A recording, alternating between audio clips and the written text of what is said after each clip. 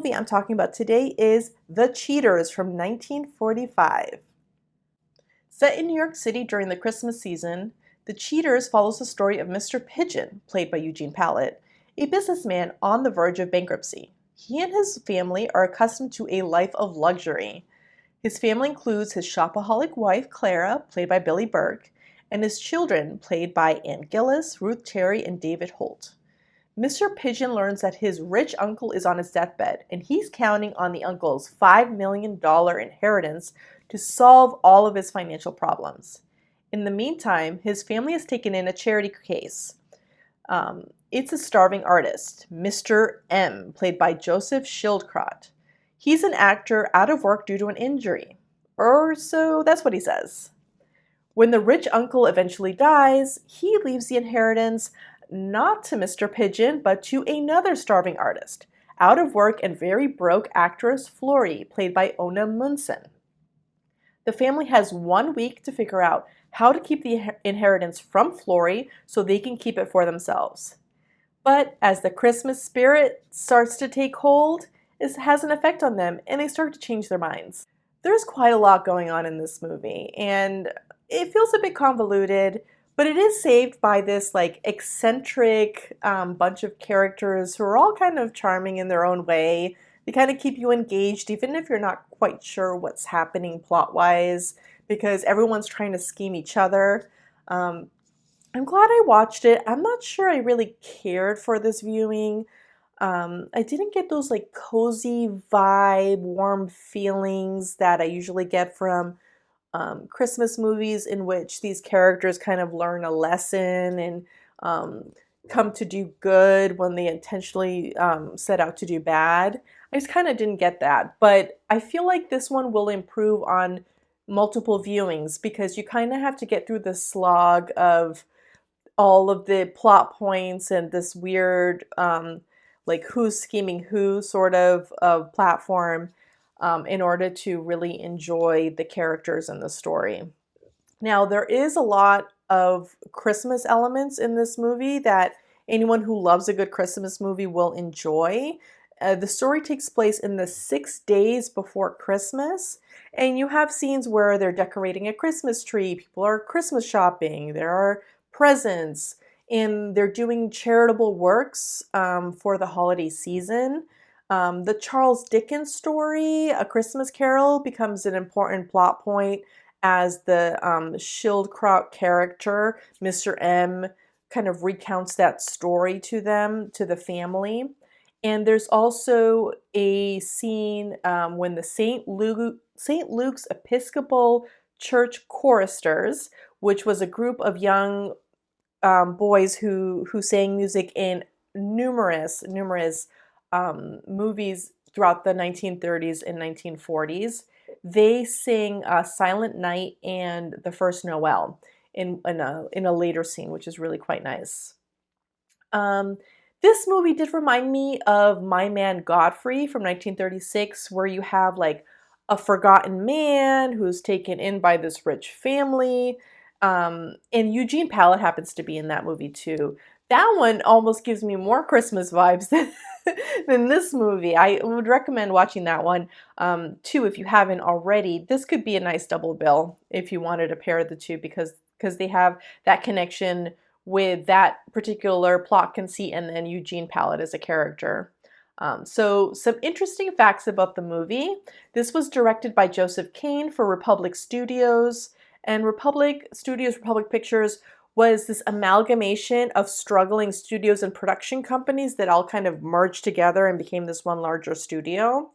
And this particular story was an original story written by a married couple, Francis Hyland and Albert Ray. And I got some conflicting stories about this, about how Republic Studios came to have the project. I did read that Paramount originally bought it with Carol Lombard and Lionel Barrymore in mind, but they both died before that could be produced. So Paramount supposedly sold the story rights to Republic Studios. And Republic Studios bought the film rights for Binnie Barnes, but then she was not in this movie. So I'm not really sure how that came to play, but I thought that was interesting that it could have been meant for Carole Lombard and Lionel Barrymore. It would have been a totally different movie. So Joseph Schildkraut, who was an Austrian actor, he stars in the film as the starving artist, the actor. Um, he This is a very difficult time in his career because he had a very he had made a really bad decision in his career and signed with Republic Studios. It was financially motivated, and he also wanted to have some starring roles, and they had promised him some starring roles, but what it ended up getting was some more supporting parts. Even though I believe he might be top billed in this movie, it still does feel like a supporting role in it. So he counts that as the one of the major mistakes of his life, which is kind of sad. Another sad story too is Ona Munson, who's best known for playing Belle Watling in Gone with the Wind. This came at the very end of her career. She only made like a couple more films after The Cheaters, and she appeared in a few television series, like single episodes, before she passed away. At a young age, she'd been struggling with health, unfortunately. So it's kind of sad that this is kind of at the end of her career. We do have Billie Burke, who also recognizable from a big 1939 movie, not Gone with the Wind, The Wizard of Oz. She plays Glinda the Good Witch. And Billie Burke is in her element, playing kind of like the ditzy but lovable wife. So I really love to see her in this. And anybody who is a classic movie fan loves Eugene Pallette because he played these lovable, cantankerous characters. He's always a delight to see. This also comes at a very difficult point in his life, at the end of his career. So the previous year, he was in a film called In the Meantime, Darling from 1944. And that was a Fox movie directed by Otto Preminger. And some stuff went down. I found this from Otto Preminger biographer Chris Fujiwara, his book. I have his book. And he said that there was a clash between Eugene Pallette and Otto Preminger. Supposedly, Eugene Pallette said some like pro-Hitler stuff. He said something racist towards black actor Clarence Muse, who was one of the actors in the film. And Preminger took his complaints to Daryl F. Zanuck, who was running Fox at the time, and Zanuck fired Eugene Pallette. So when Eugene Pallette made The Cheaters, he was a freelancer, and he didn't make many more films after this. His last film was Suspense in 1946, and then Eugene Pallette had some health problems. He was also really paranoid about the Cold War, and I believe he built either a bomb-proof or a gun-proof house in Oregon. And he said that it was his throat problems that caused him to stop acting, but it could have been a combination of both, his declining health, but also the fact that he was fired from Fox for bad behavior.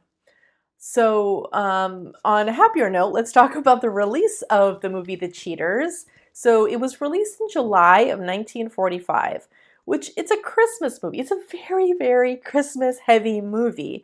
So to be released in July is interesting. But it wasn't completely out of the ordinary. Christmas in Connecticut also was released in July of 1945, and that is full on Christmas. Christmas is in the title too, which is interesting because The Cheaters has no reference to Christmas in the title. And when it was re-released in 1949, it was retitled The Castaway, and then no Christmas, nothing that evokes Christmas at all in the title. So I saw the title The Cheaters and I thought, oh, film noir, crime drama, not, a familial Christmas movie. In another film that came out had holiday vibes that came out in the July was Bachelor Mother from 1939, which takes place over Christmas and New Year's and definitely has that kind of Christmas holiday vibe. And that was also released in the middle of summer, which is interesting. So The Cheaters, along with a bunch of other Republic Studio pictures, were sold to television. So this became um, a regular Christmas movie shown every year in the 1950s especially. So it was like a well-known Christmas movie for a while, but then it kind of fell off, and now it's pretty obscure. I hadn't even heard of it until recently. And if you want to watch it, The Cheaters is available to watch on YouTube. I'll leave a link down below of how I watched it. It's not really available anywhere else. There is a gray market DVD that you can get, but otherwise, you gotta watch it on YouTube. So